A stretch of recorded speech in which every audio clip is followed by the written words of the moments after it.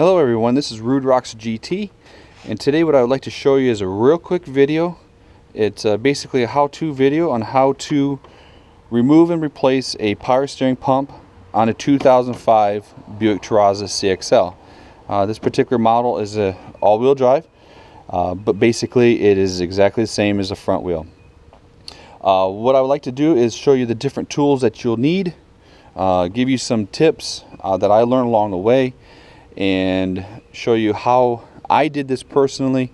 It's a little heavier than an easy job, but it's incredibly light and moderate. So if you have basic hand tools, you can certainly do the job yourself. If you have any type of mechanical skill, very elementary type skills, you can certainly do the job.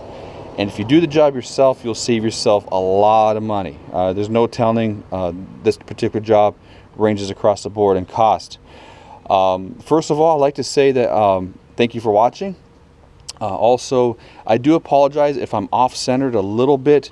It's because I don't have the monitor on the back of my GoPro, so I'm kind of winging it as far as what we're looking at. Well, with that said and done, let me show you some of the tools I used, and this is the sizes that you need. Okay, I took the guesswork out of it just to help you out. First, I have here a 5/8 box. Here's another 5/8. I'll show you that in a second. Well, actually a few minutes. I started off with this one, found out it's too long, so I went down to a shorter one. If anyone has even shorter yet, more power to you, because this shorter the box wrench, easier the job. Okay, right here, basically two sizes, a 10 mil, okay, and this is, again, it's a light job, so I only pulled out my 1/4 inch drive. Did the work with no problem. Also 13 mil. Okay, the 10 mil is used across the board on a lot of different things. The 13 mil is strictly for the power steering pump. I used a mirror. You won't need to, but I did. I had one bolt that was giving me trouble, and I thought maybe by chance it was a hex head. So I had to see up in there to check it out, which ends up being a bolt, 10 mil. Pair of pliers. This is the rubber piece that connects the low pressure steel to the reservoir and the pump. Again, all in due time.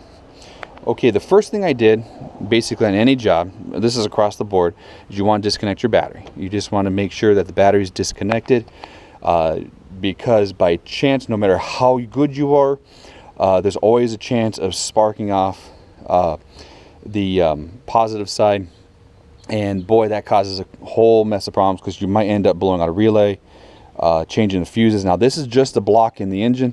You've got the whole entire block in the car, which is another can of worms you don't want to open up and get into. Okay, the first thing I did is right here. I removed the belt guard slash diagram, the belt diagram as well, which is on the guard.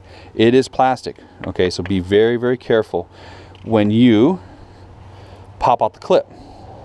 Okay, the wire harness right here, it goes into the top of the plastic clip. Be very careful not to break it. Just simply take your time to pop it out. There's no problems. This is the nut I was telling you, actually not a nut. This is the bolt I was telling you about. I couldn't see, and I worked and worked on it for a couple minutes, and I thought maybe it was a hex head. Ends up being 10 mil. Okay, so remember, that's a 10 millimeter bolt holding on the plastic guard. Okay, then I went through and I reached in the back with my breaker bar, which is a 3/8 brake, released the tensioner, just rolled it forward, dropped the belt. Belt dropped right off with absolutely no problem. Now this belt here is so oil soaked, you can actually feel the change in the rubber, the compound. Definitely replace the belt. Even if you remotely think your belt's fine, if you have oil on it, trust me, it's just a good thing to go through and replace. Even if it could be brand new and oil leaked onto it, again, replace it. It just saves yourself a whole lot of trouble. Then I used my ratcheting box, which, well, it's around here somewhere, but I had a little 10 mil ratchet box, and I went through and I opened up these here and removed the nuts. Those are 10 mil. Okay, then I pulled this off, and I just simply kind of rolled it forward, because you want this out of the way to get to the bolt for the washer reservoir, which sits right underneath the block. It's kind of hard to get to. You can get to it without moving this, but trust me, it's just easier to do it that way. Secondly, that's the first bolt, which is what they look like. Okay, you have one underneath the block, you have one at the very bottom of the reservoir, then you have one at the back side. Now the back side's a little difficult just getting into there, so I end up using my swivel, okay, which is no problem.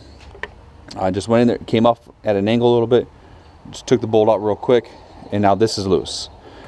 Okay, with the battery disconnected, and I do a lot of recapping, okay? The battery disconnected, the block loose, the washer loose, of course your belt's off with your guard. I took the clip out of the wiper motor. That was basically just to give me a little more room to get to this guy right here. Basically the job took me about 40 minutes to dismantle, and this right here, if you can see that, getting to that high pressure line took about 30 minutes of it. I did this for the first time, and I learned a lot of things along the way. That's why I'm trying to show you real quick to make it real simple and fast. Okay, with everything loosened up, of course you want to remove your 3 bolts in your power steering pump, which is what they look like right here. This is 13 mil, you have 3 of them. The bolts thread through the pump themselves. Right here is an aluminum bracket, the pump sits behind it, so the bolts run right through there. Very simple, straightforward.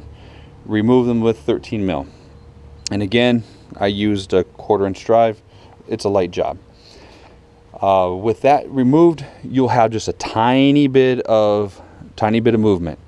Well, with that said and done, use your 5/8. You just have to work in there just to turn it. Just a couple little turns on there does the trick. This will unscrew out fairly easy, very simple, because it's full of oil, you know, and there's no corrosion there. It should come out real easy. At least this one did. Then the pump's a little looser, so you're getting to the point where you're able to pull it. This here rubber hose for the return, okay, there was a factory crimp clamp.